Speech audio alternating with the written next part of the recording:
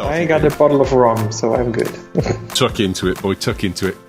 Hello, welcome to The Mac Show. Yes, we are here to discuss all of the big news that's gone off in Apple. There's a few little rumours that have been popping around, so they're right interesting. It's a good job Doc's not here, because he'd just go, oh, bloody hell, rumours, in his inimitable Doc way. And we got a fun-packed day for you. We got Mac Show at 4, we got Photo Show at 6. I've done the doc, it's all definitely happening. All the keynotes queued up, and I've also done the big show at 8 p.m. And what a week this is for BTN, because Righty Boy's back. Righty Boy's been blogging on the front end, so if you've got a couple of blogs that you want to see, he's done one on iPhone 11, and he's done some other stuff. So get on there and have a look at the blog.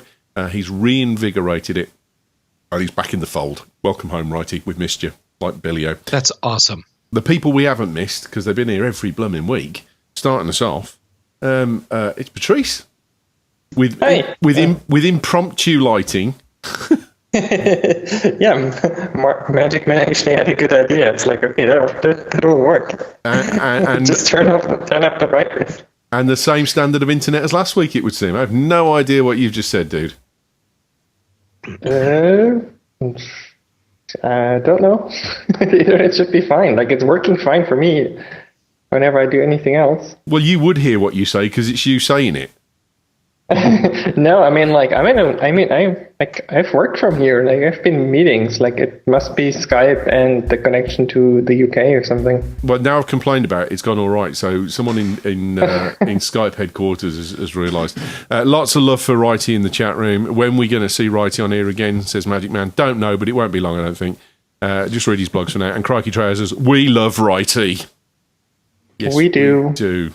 Come home soon, Righty. And boom, next to him, it's Jeffrey.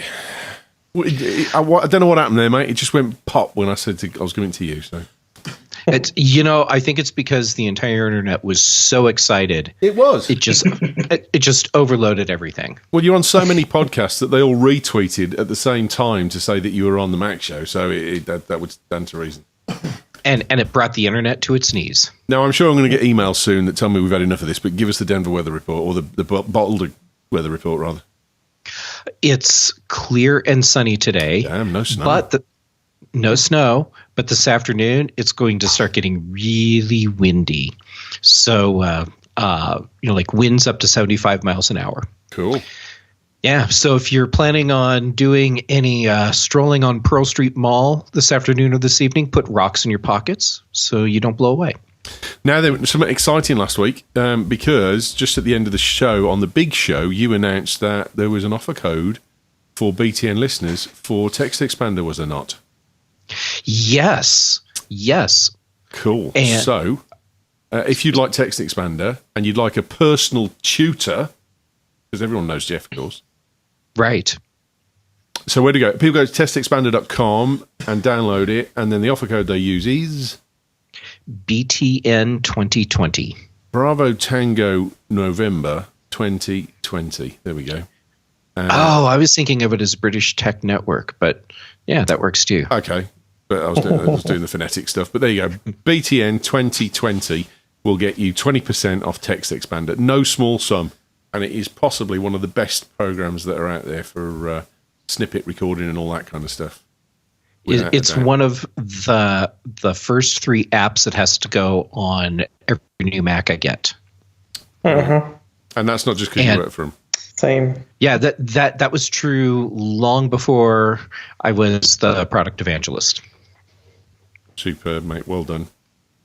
Thank you for that. As a gift from all of our people, I do thank you most sincerely for that. It's an application that I think is essential. Snippet work is really, really cool. If you can get into it. I know Paul Wheatley used to run around on the network a lot. He always loved doing snippet work.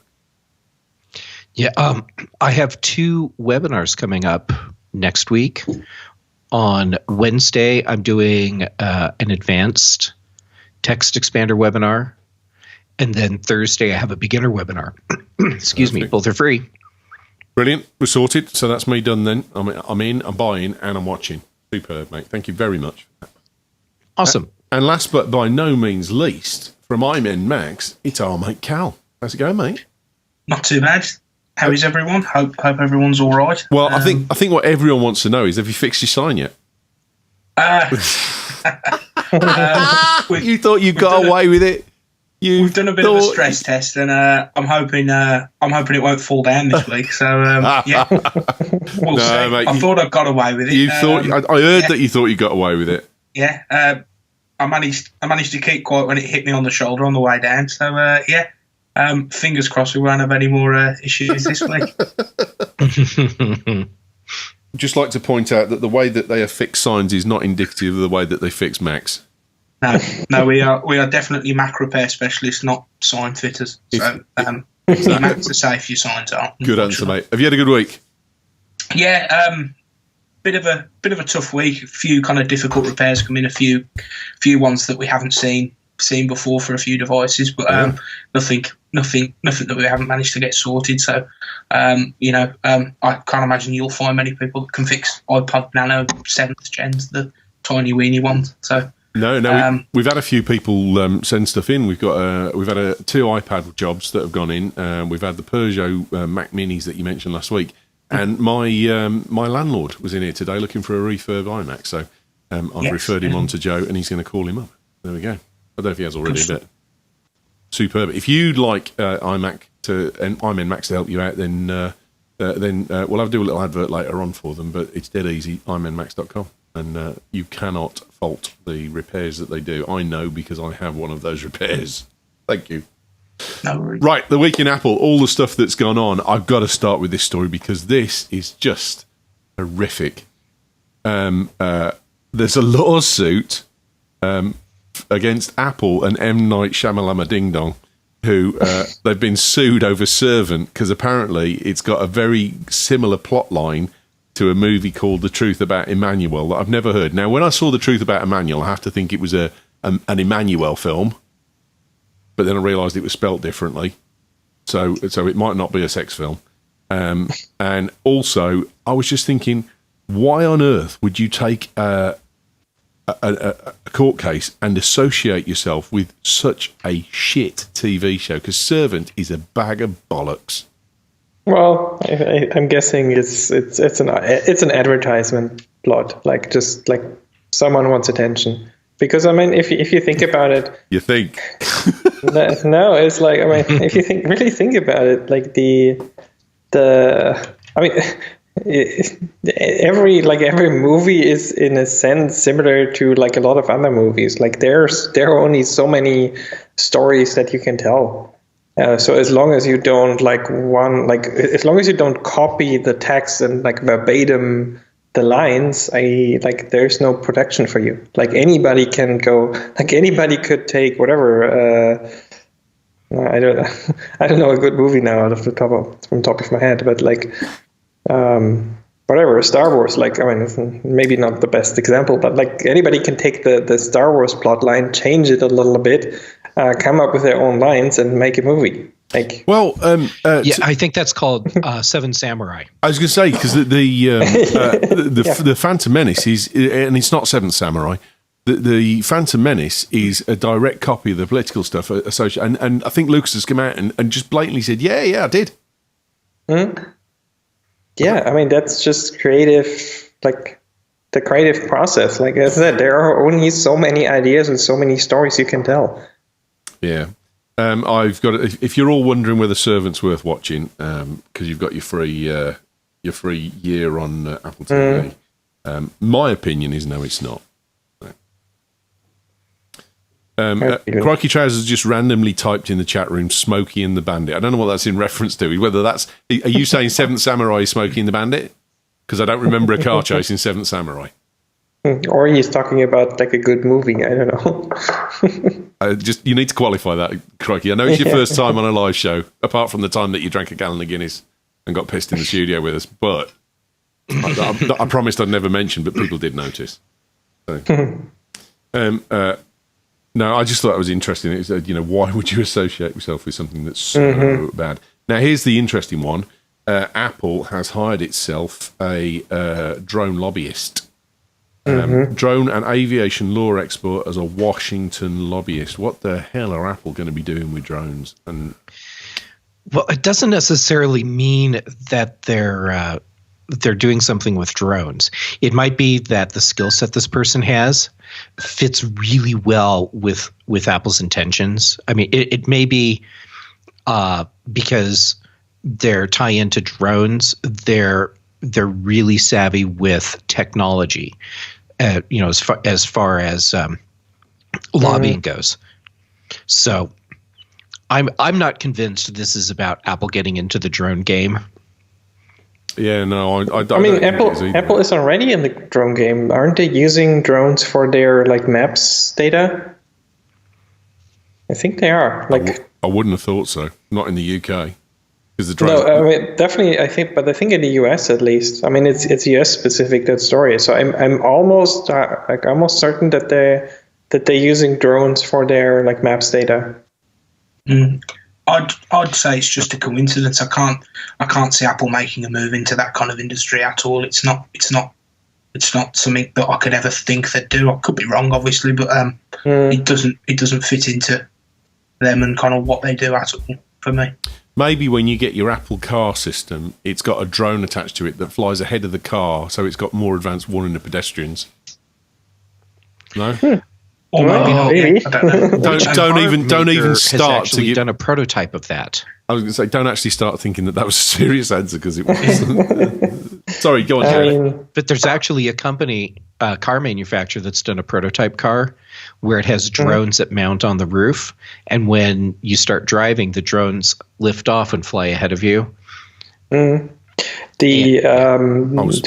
think was it the 2000s, that era, during the DARPA challenges, there were teams that actually did that, for mapping and whatever. They actually, for their autonomous systems, they use drones to map the landscape and everything. Yeah, I think drone technology is getting further away from us because of the irresponsible use. I mean, we've got the test now that you've got to pass to even own one over 250 grams in the UK. And you're never going to see, I just cannot see civil aviation authorities giving out lanes for drones to fly Amazon parcels to doors and that kind of stuff. I just think it's a waste of time, and I think it is not going to happen. Mm-hmm. No, I think it's going to be a bit of a gimmick, and then it'll be here today and then gone and used as something for recreation rather than anything particularly useful for me. No, I disagree with that to some extent. I think for personal use, yes. I think for commercial use, there are some areas. I know that any rescue teams, all the whatever. I mean, the fire departments and whatever, anybody who's working in that area, they're definitely, military definitely, that very interested in drone technology. Oh, but I mean, for different scientific research? No. Really, so no, it's it's that in whatever earthquake, when an earthquake happens and they want to find people in regions where nobody can actually go to, and there are not enough choppers available. They will send drones. It's already happening today. I mean, the military is using a lot of drones already. So I think it'll be used for things like that, but I can't see Amazon using it to deliver parcels to people's doors. Yeah. Long term, I just don't think that's kind of feasible for it. But I don't know. I agree. I think there's already tethered drones that will go up and will hold a stable position with power directed to the ground, and they'll carry cell equipment so that you've got a replacement cell tower in the event of natural disaster and that kind of thing. Yeah, but that doesn't require it to fly around. I think having lanes, as I said, and where you've currently got designated plane fly lanes for military and for civil use, you're not going to see a fly lane for drones for people to deliver parcels. I just can't see it. No, the administration of that, the headache of monitoring it and patrolling it, just won't happen.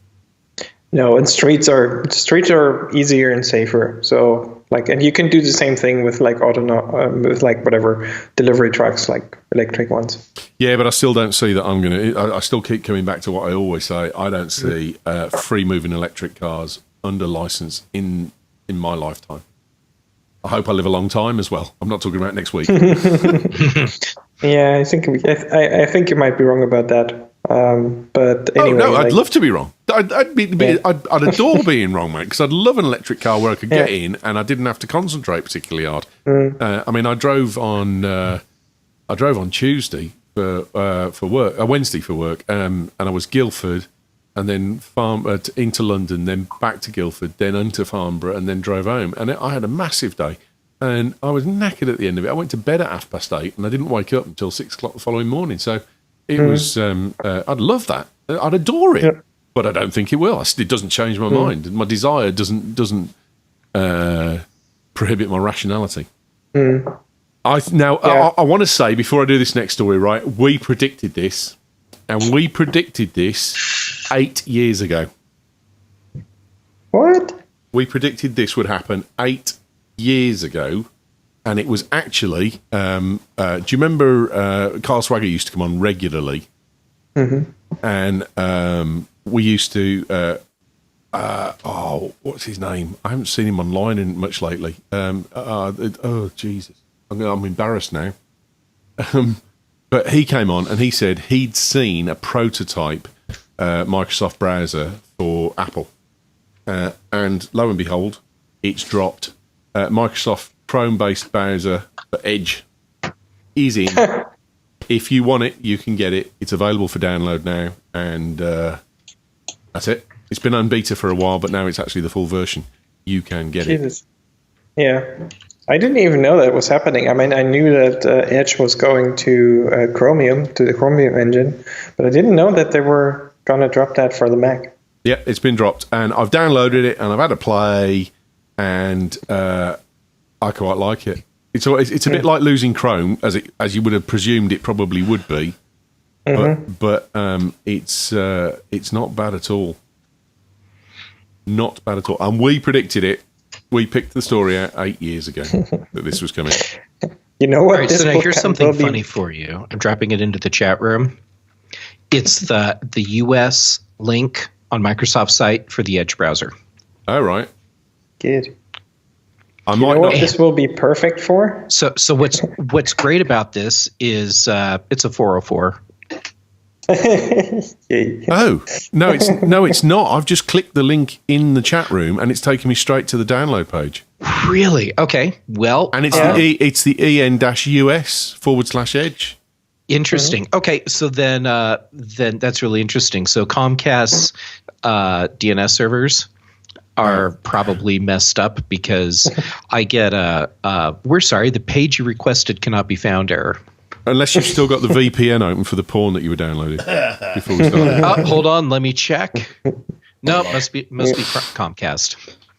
You know what this browser will be perfect for? If you work in a company that is very much Windows based and you have a Mac, and someone tells you to use Edge to use some service, you just say, "I'm already using it. It's on my Mac." Deep Pants put new Edge works great on the mobile too. Which nice. I hadn't realised it was on the mobile, so I'll have to get that down. No, it was pleasant. Like I said, it felt an awful lot like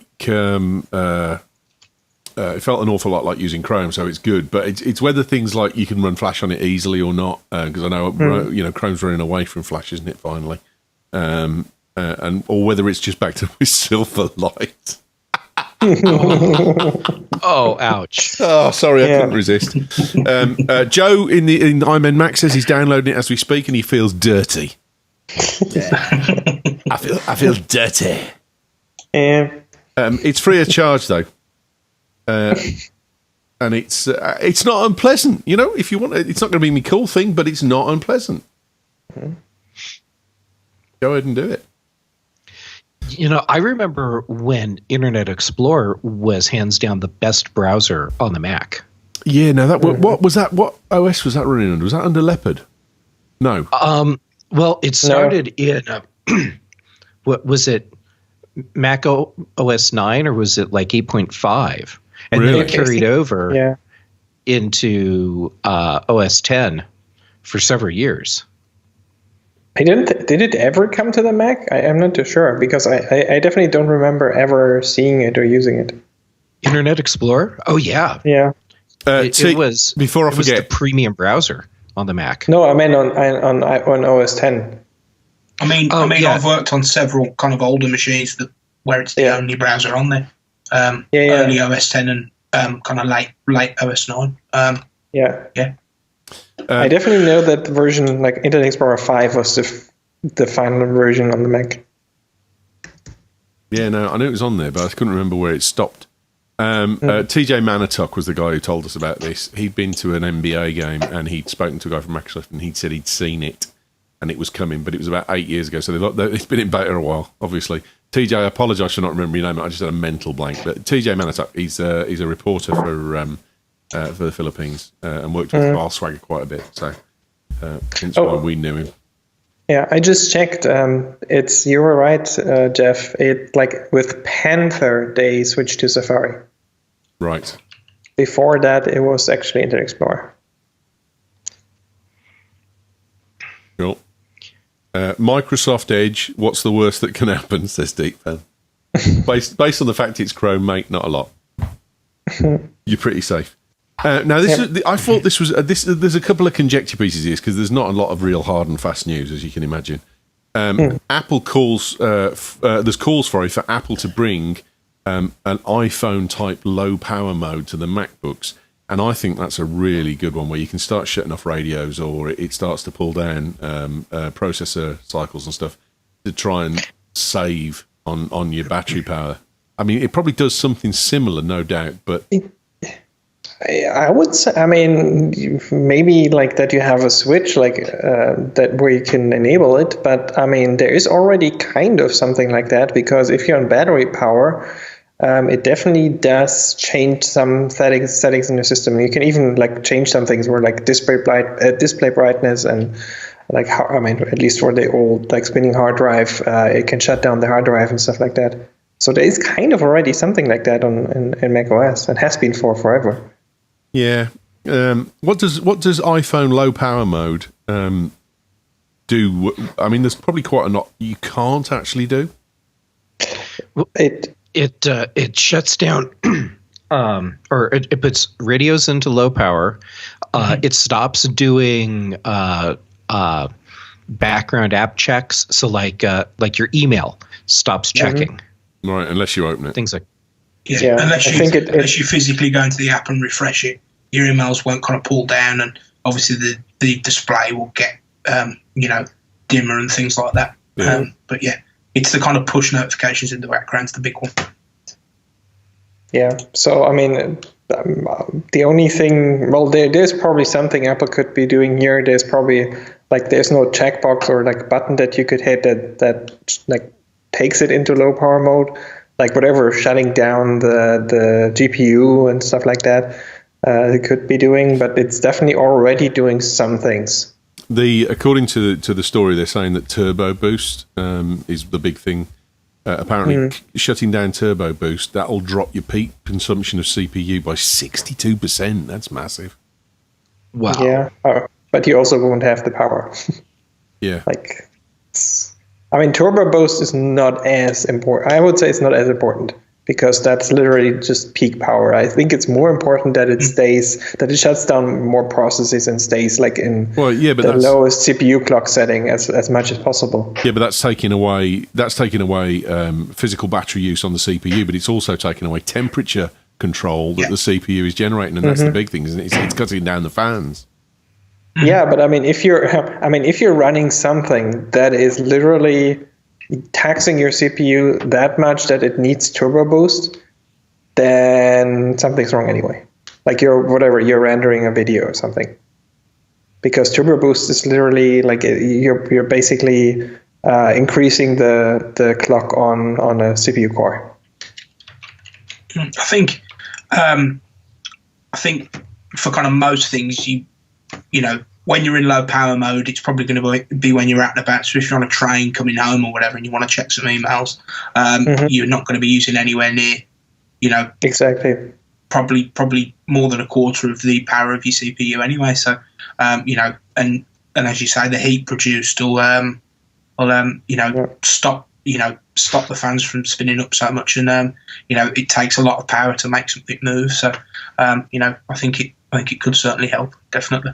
Yeah, I mean, you could shut down CPU cores even. Like, you could do stuff like that. Yeah, definitely. If you're doing something, fairly kind of menial, like a Word document or a bit of email or whatever, then definitely. Yeah, I mean, that's kind of what the iPhones are doing too. Like, they have, what was it, 4 high-powered cores and 2 low-powered cores or something like that? Remember correctly? I've just got visions of some kind of Only Fools and Horses, Rodney Trotter trying to sell a Mac at a market stall, and someone going, "It's really underpowered," and he goes, "No, it's just asleep. It's gone in low power mode. It's fine. It will come back when you start doing something else." Want to buy a watch? Want to buy a watch? Xserve is back, boys. Don McAllister. Kind of. Don McAllister is rubbing his hands with glee at this. If you're listening, Don, which I know you're not because you don't listen to this rubbish, hello. We miss you terribly. Apple today released the rack mount version of Mac Pro. It suits a rack configuration, and prices start at $6,499. What's really cool, or like kind of cool about it, is it's not 100% the same as the standard Mac Pro. So they changed the back side basically. The front still has this lattice work, those like weird holes, but the back simply has standard holes, like standard drilled holes. Which why wouldn't? I mean, you'd have to be because it's in the back of a rack anyway. Yeah, I'm guessing because that's because of like airflow or something. Because you've got to say the Xserve rack machines and even the racks that were designed to hold Mac Minis, they were pretty nice. They were quite beautiful. Yeah. I remember from the announcement of the Mac Pro that Apple said that they designed that, like the pattern, because it would, in any condition, like no matter how, like where you put it and whatever it was lying on the side or whatever, the airflow would be ideal. And I think that's less important in a data center because that's very, like, the airflow there is usually very uniform. Like there's a cold side, there's a hot side, airflow's in one direction. Yeah, absolutely. I mean, Cal, I've got a question for you actually. Because I know the Mac Pro is laid out nicely and very accessible, and the server version is going to be pretty good as well for the rack. And do you find would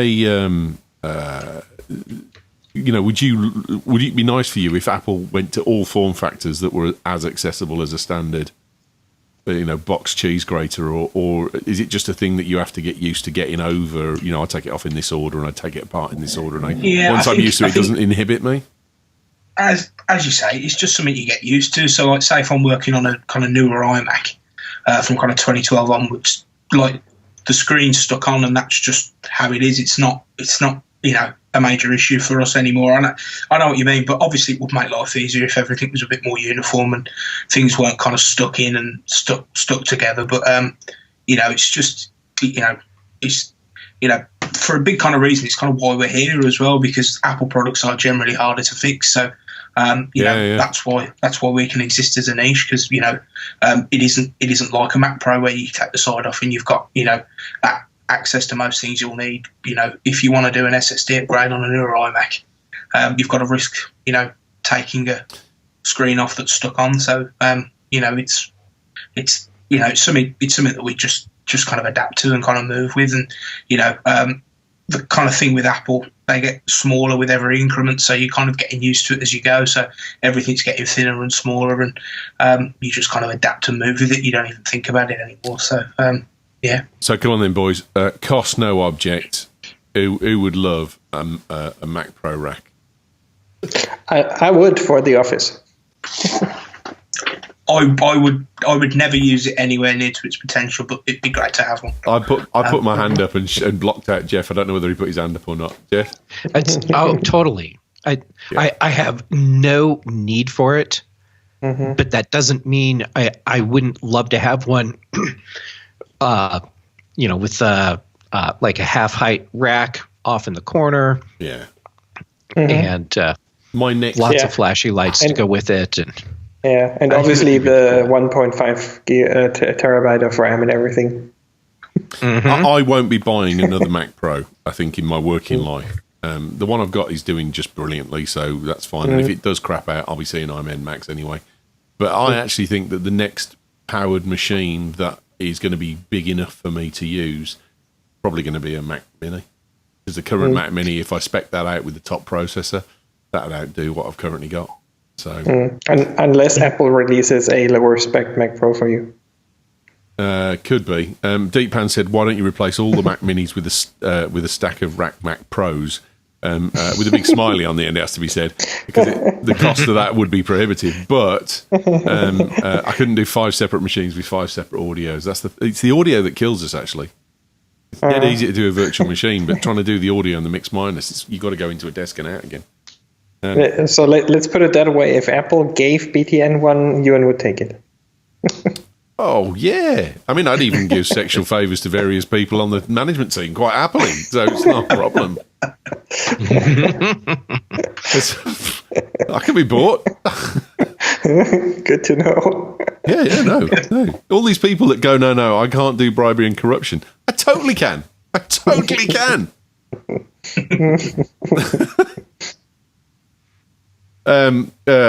Apple employees have donated $100 million in the last few years to good charities. One of the guys has started up a barber shop for at-risk youths to get their hair cut free of charge.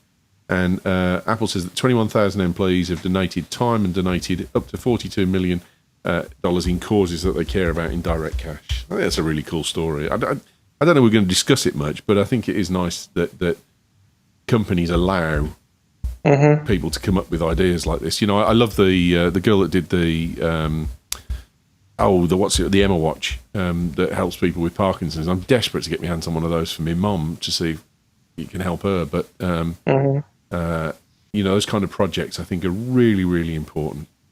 Well done, Apple. Yeah, it's pretty cool.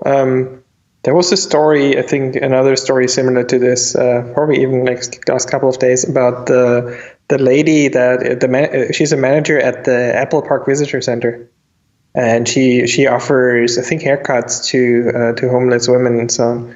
And I actually met her, and she was really nice. Like, I mean, we talked a little bit, and she's awesome. So I'm very happy for the staff. The employees are doing it. It's not Apple corporate. I mean, Apple has that one-to-one matching program, whatever, but it's like literally employees who are giving money.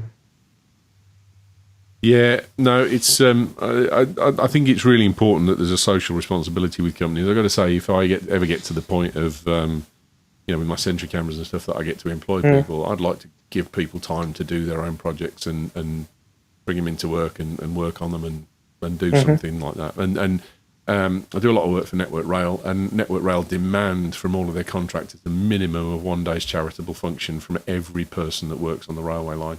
And nice. All of their own employees do that, and all of the contract employees are required to do it. So, and I've done more than my fair share of that in the last few years. So that's pretty cool. And they're cool days as well. Stuff like that can never be a bad thing, can it, for any company or any kind of person to do? So, fair play to all those people that have gone and done it. No. Next story is not a pleasant one, but I think it's important that we talk about it, because I think there's a bit here that I think some of the papers and that are missing on it. FBI have requested that the Florida mass shooter iPhone is unlocked by Apple. Trump's got in and called Apple a bunch of names for not helping to do it. There's a story that the FBI have successfully unlocked the iPhone 11 anyway. Quite how, no one knows, although they are showing a picture of the grey key box, but I don't know if that was in. And in all of the stuff that they're actually saying about Apple, I'm not sure Apple have even got the capability of opening it. That's one of the things. No, that's the thing. The whole thing was, no, we can't do it. You know, you're asking us to do it. We can't do it. We physically don't have a way to do this. We can't override the code or anything.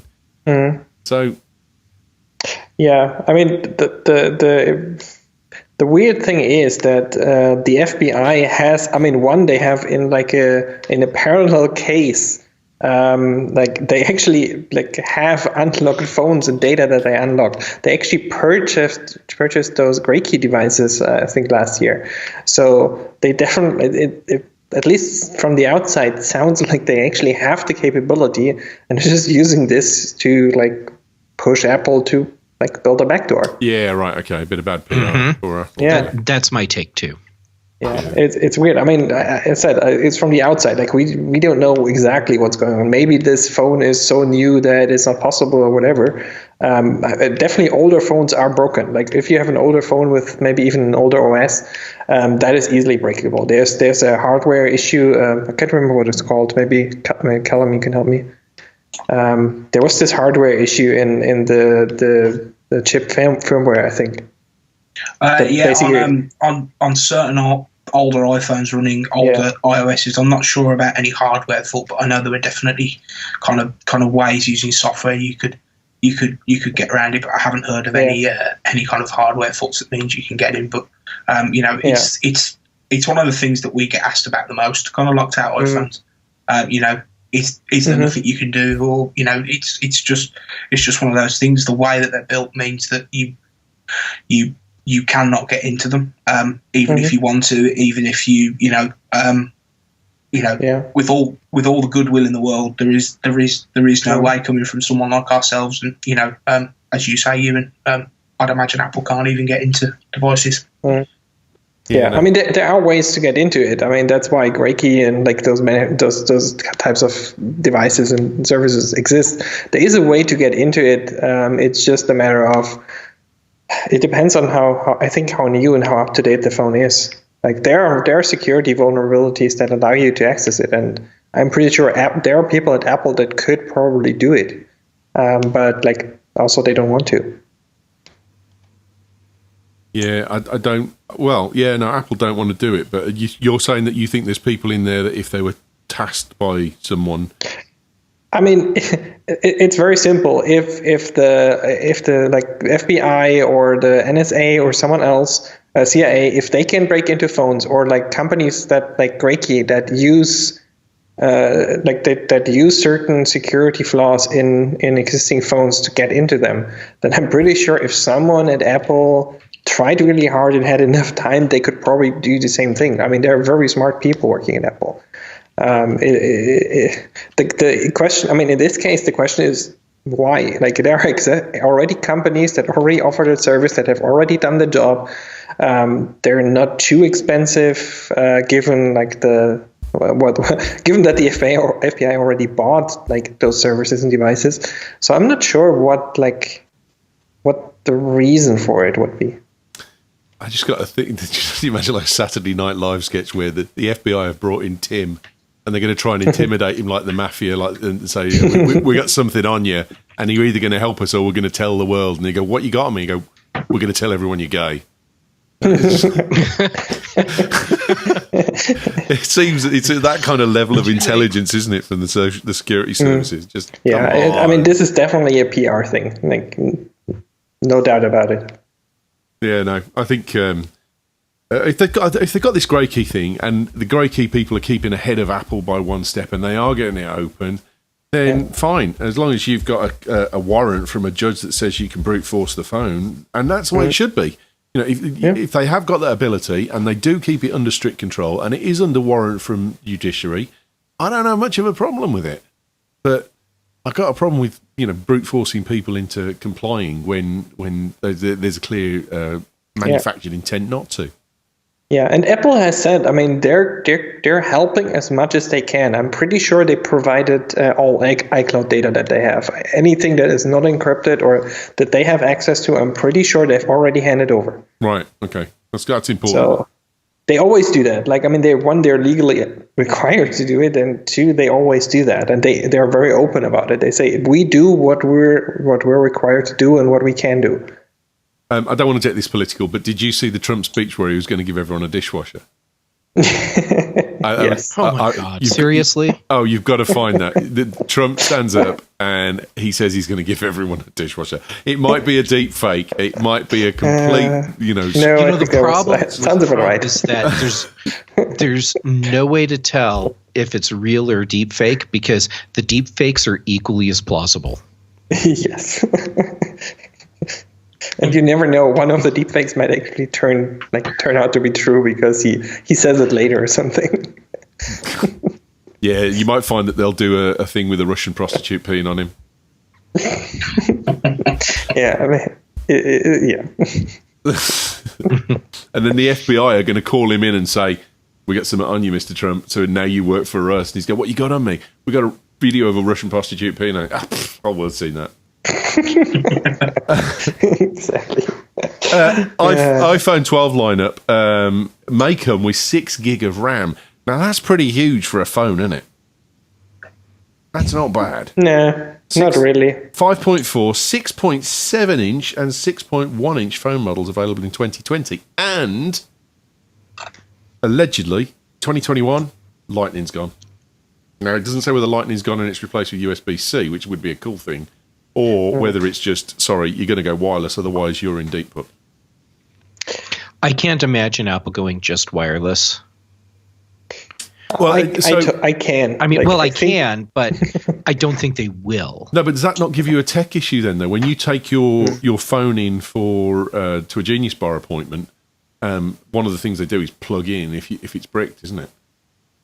Yeah, but I mean, there are solutions for that. I mean, you could honestly have like a kind of a magnetic or like short range wireless connection that does that. Like, it's doable. I mean, they don't do it for some reason with the Apple Watch, but I know when they send them in that they have, like, even if they're completely bricked, they have ways to access it. Like, I think it's there's those doable. It's just a matter of connector things under the watch band. Mm-hmm. Yeah, no, I've seen that. yeah. I mean, going completely portless makes our job and what we do here very, very difficult, because when you get a dead iPhone in, the first thing we do is plug it in and see if it's taking any charge or any current. So it's makes our life interesting, to say the least. Well, I mean, but you can guarantee. I mean, since Apple has to repair them too, they will have a solution for that, and they will also. I'm pretty sure they will have the solution for all like third party, like authorized like service providers. Joe, I'm pretty sure. Okay, another problem is how to use external storage, because that's a thing we can do now. If you take that port off, that's right. completely. Ferengi gave us the no more external 1990s. Ferengi gave us the 1990s. That's right. Yeah, I think that the question there is more like, it's not just storage; it's like any kind of external device, whether it's like a microphone, like the camera connection kit, HDMI out, like all of that, like all those external connections, how they would do it. Good point. I mean, personally, I think it's too early for that. Like, I think at some point Apple will do it, but I'm more thinking they might simply push towards USB-C, because the European Union is pushing all manufacturers to adopt one standard, and I think that will be USB-C. Welcome to Darren Griffin in the chat room. I haven't seen you for ages, mate. Hello. And Joe's pointing out, no one takes their phone to the Genius Bar appointment, and they come to iMen Max, for God's sake. He's right. They do. Good point.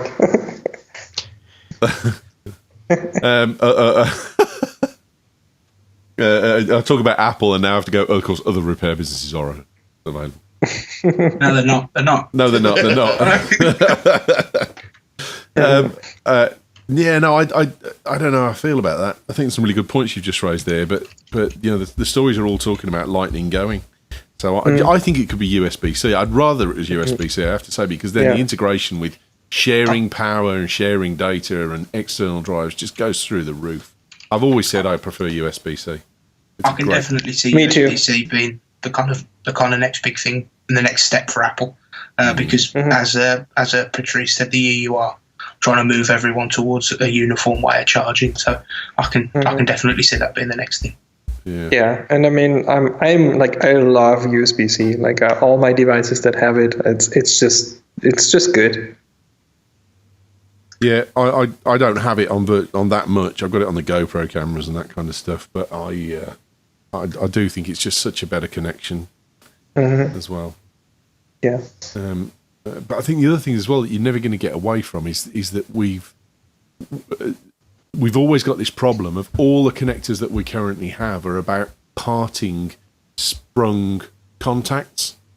So you either part them with lightning like that and they go out, or you put a USB-C on and it parts the thing inside the USB-C. And that's what we've got to get away from in terms of connection, because that's where that springiness at some point fails and the cable then stops working. And it's interesting there, I think, with the USB-C though, is that if the lightning connector does go, then the ability to have a connection that's permanent and therefore the device doesn't fail, it's the cable that fails, and that's the key part.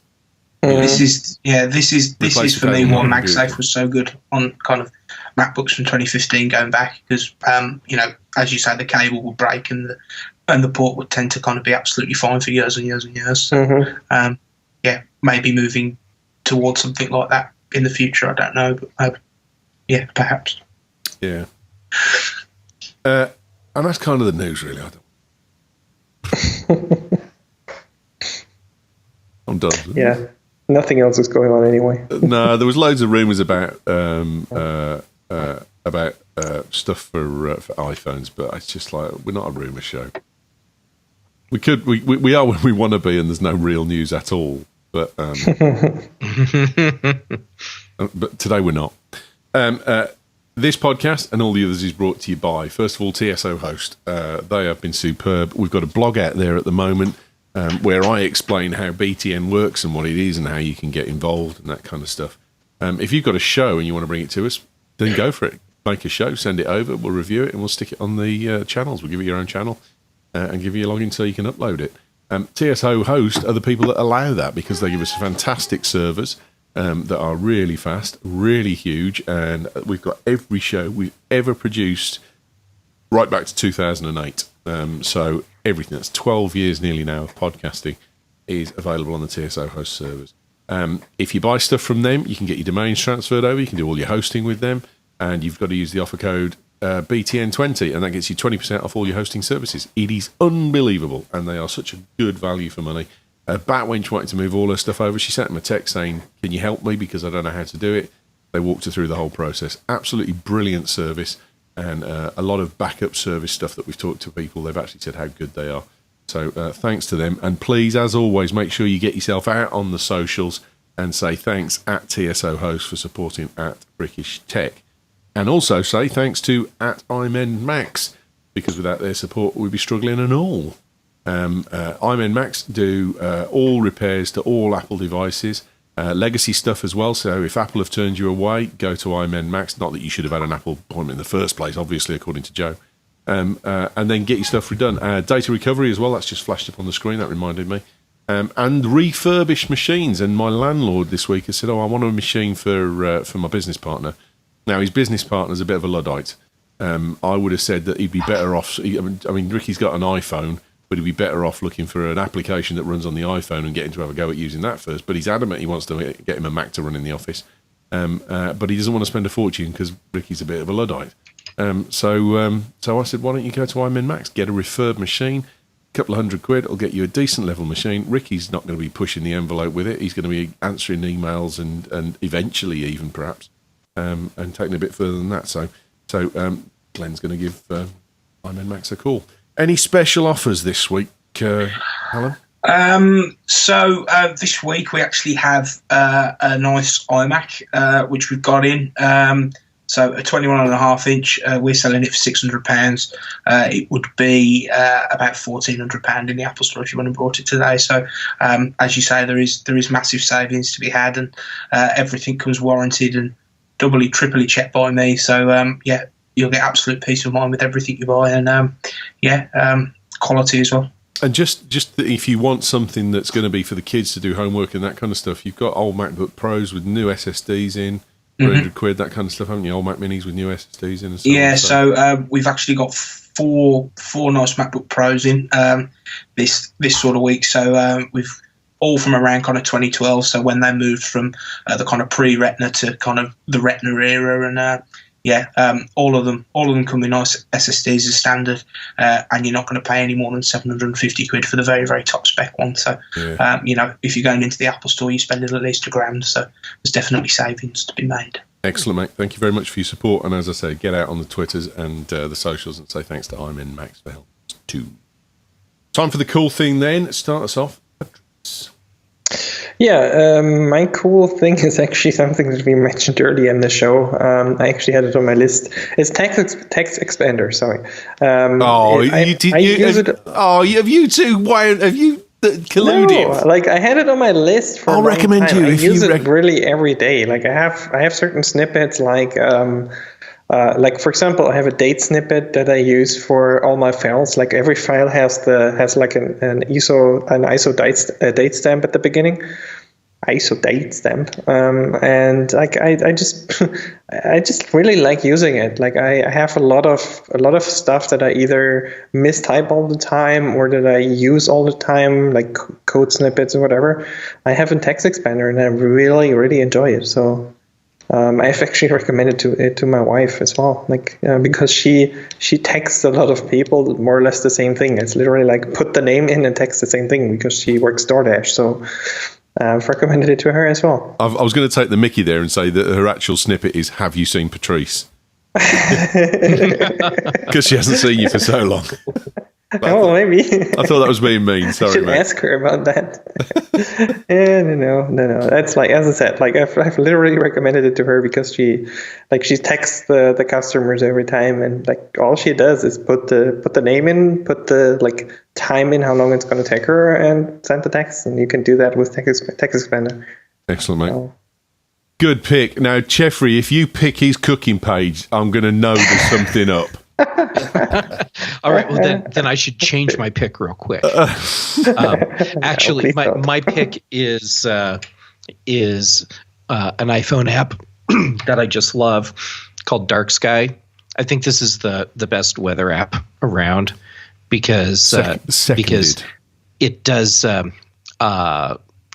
local weather. I think they call it hyper local, meaning it'll tell you what the weather is on the block you're standing on, as opposed to here's the weather for your city, and excuse me, so you get more accurate temperature, and it'll give you alerts saying it's going to start snowing in 15 minutes, and you look at and watch 15 minutes later and it starts snowing. No, that's exactly my point. So it's like I'm with people and I stand there and they say, like rugby, for example, before we start the match, and they're like, oh, it's raining at the moment. I'm like, yeah, but Dark Sky says it's going to stop in 15 minutes. And it's literally like some bugger turned a tap off. Yeah. And it's 15 minutes on the dot, bang, it stops. I mean, I know it's not that accurate, but it does do it's pretty close. Pretty damn well, yeah. Yeah. And the Apple Watch integration is really nice. So I get some sort of weather change alert, like it's going to start raining or snowing soon.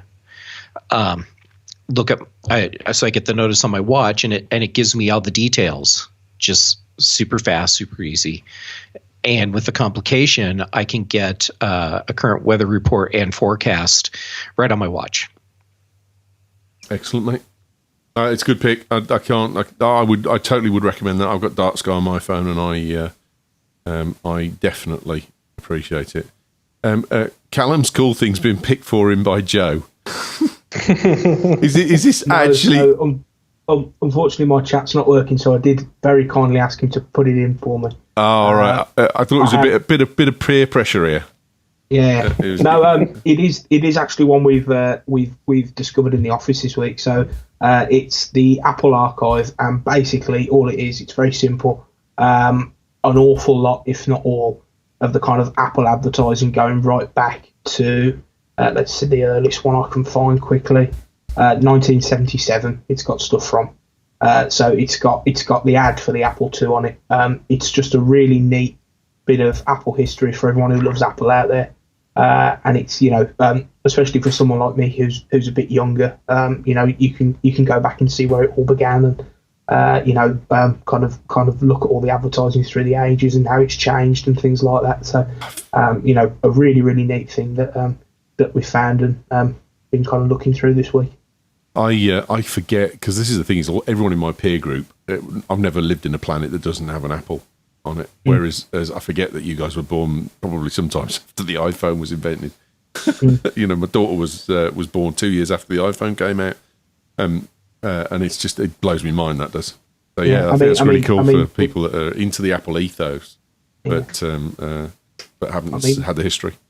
Yeah, we were saying after the show last week, I was 7 when the first iPhone came out, so there's an awful lot of stuff, even stuff that I work on day to day, that I wasn't around when it came out. So it's kind of nice to see how it was kind of greeted, and what was the next big step at every stage. So just something really neat that we found. Well, now you guys are coming over, aren't you? So we're going to have Mo, who's the owner, Joe and Callum are going to come over in a couple of weeks, and they're going to come in the studio with us. We're going to do the Mac show, we're going to have a curry, we're going to do the photo show, and we're going to do the big show. All the guys are over, and a bit of wine is going to be drunk, it has to be said, before they'll toddle off home on the train. But one of the things I'll get out is I'll get my Mac SE prototype out, and that machine is 24 years old now. No, 34 years old. So that Mac is older probably than Joe. So I think either a year older or the same age. Yeah. When I took it into the Apple store to have a laugh with the geniuses at Solihull, one of the guys that was cleaning it said he was born 9 years after the Mac was made. Yeah. Wow. Yeah. I was born about as old as me. After it was made, cool. so, yeah. And you can still find that story online if you put in 30-year-old Mac fixed by Apple. There we go. My cool thing is Sam Card. Now, Sam Card is not a horrific price, but it's a business card scanner. So basically, I go to a lot of network meetings and that kind of stuff, and people give me their card. And admittedly, some of those end up in the round filing cabinet on the floor because I'm just being polite. I won't choose to talk to them ever again. But a lot of them, where I do find the person quite interesting, I think they've got an interesting service, all I do is pull out my iPhone, slide open Sam Card. It's got a built-in camera thing, so it integrates with the camera. Take a picture of it, and it does an OCR on the card. And if you've got a fairly straightforward card like mine that's just got the classic, logo, address, that kind of stuff, Sam Card is absolutely spot on. It's very rare that it gets it in the wrong fields. But if you've got one that's a bit more way out, you might have to type it in manually, or few of the details might need to be typed in manually. But it's very, very easy to do. And then that's it. It's in the Sam Card application. But here's the best bit. It actually updates all your contacts as well. So if you're associated with Gmail, it does your Gmail addresses, and it does your iCloud as well, if that's what you want. And it's £17 a year to use. So it's not a horrific cost. And if you're picking up loads of business cards from people, it's definitely well worth it. So give that a go. I'll stick that in the chat room. Someone this week said, oh, what's the thing that Callum mentioned on last week's show?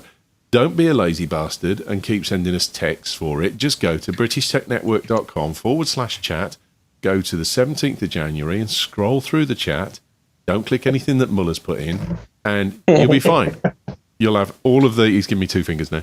And you'll have all of the stuff that we recommend. Everything, the cool thingies are all in there. And if you go on the big show, all the stories are in there and that kind of stuff. And you'll love it. So well done. Now then, a lot of people always switch off by this point. Bob Beach, you all bugger off before the end of the show. You shouldn't have, because we've got a giveaway this for the next 4 to 6 weeks. So on the 1st of March, we'll draw out a winner. But we have 2 Spider screen calibrators to give away. So they are calibrators that you put for photography, and you put them on the computer, and it tells you what the quality of the screen is in terms of correct colours and that kind of stuff, and then it writes a profile that adjusts the screen so that it is perfect. And I've got to say, they're the best screen calibrators I've ever used. I've written a blog on them and a review on them if you go on to British Tech. Spider 8s, they are worth 150 quid, so it's not a small price. All you've got to do is go to the photo show on our YouTube channel and give us a like and subscribe and leave a comment. If you leave a comment, then we'll be in touch with you and tell you to send us an email, and we'll send you a Spider 5. We've got 2 to give away. So get liking, subscribing and commenting on the photo show on on our YouTube channel. Right. Where can we get a hold of you, Patrice? Yeah, I wanted to mention that, like, pro tip for business cards, put your V card on it as a QR code. There's a way to do that. It like makes life for everybody else so much easier. Anyway, you can find me every week here on the Mac Show and the Big Show and everything I do on thepatrice.com. And if you found Patrice's furniture, please give it back. Yes, please. Send it to me. Mostly because he's an easy target at the moment for piss taking. I'm fine with that. I'm good. Bob has just pointed out that he is here. I'm sorry, mate. Wow. And Muller's pointed out I probably spend too long in the bathroom. Where would you be, Jeffrey? I am over at textexpander.com. I am Jay Gamet on Twitter and Instagram, and Google me because I'm on the podcasts. Every podcast. Just if he's not on the podcast, it's not worth listening to. And don't forget as well, if you've got Text Expander, then the BTN 2020 is your offer code to get 20% off it. There we go. Yes. And watch one of Jeffrey's free webinars as well as. Callum, where can we get you? So I'm Max is on all the socials, so Twitter, Facebook, Instagram. If you want to email us with any questions, any queries, you can get us at info@immax.com. I'm on Twitter as well. If you search for Callum O'Hara, I'm following everyone. That's a really good point, isn't it? Because there's a lot of stuff that you could probably help with where it might be zero cost to the person if they just listen to you talk them through it. Absolutely, yeah. And we're always willing to give kind of free advice to people. Yeah, good on you for offering that, mate. Any kind of guidance. And I'd like to give a special thanks as well this week to the sign for staying up. So, thank you. It's because it's been fixed professionally now, isn't it? Well, yeah, I put it on this week. Joe did it last week. Oh, Joe. Did you hear that, mate? Oh, it's just thrown you under the bus. Wow. Oh, mate, I don't want to be you in the next 5 minutes. There's going to be a Benny Hill chase around the IMN Max offices in a minute. My name's Ewan Rankin. Get me at Ewan Rankin on Twitter. You can follow me on at 12 Space Media as well on Instagram and on the Twitters. And you can also watch the photo show on the 12 Space Media YouTube channel as well as. So that'd be cool. You can also then follow the network at British Tech. Righty Boy has got blogs galore for the next few weeks coming out. So make sure you follow that and subscribe because there'll be a blog going up most days. And Righty, hopefully we'll be coming back on the show, on the big show at some point in the near future as well. So that'll be nice too. Welcome home, Righty. Have a great weekend. Photo show at 6 p.m. in a couple of minutes, and then we're off to go. Have a great weekend. Thanks for listening.